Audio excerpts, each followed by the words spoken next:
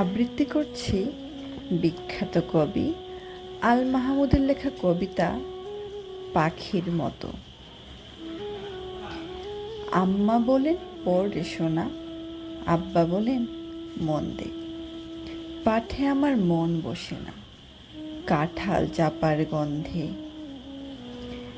আমার কেবল ইচ্ছে জাগে নদীর কাছে থাকতে, বকুল ডালে লুকিয়ে থেকে পাখির মতো ডাকতে।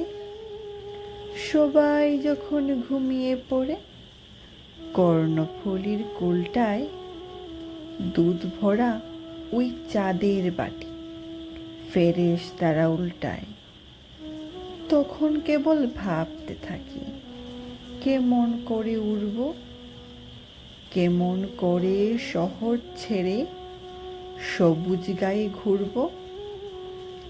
তোমরা যখন শিখছ পড়া মানুষ হওয়ার জন্য, আমি না হয় পাখি হব, পাখির মতো বন্য। ধন্যবাদ সবাইকে।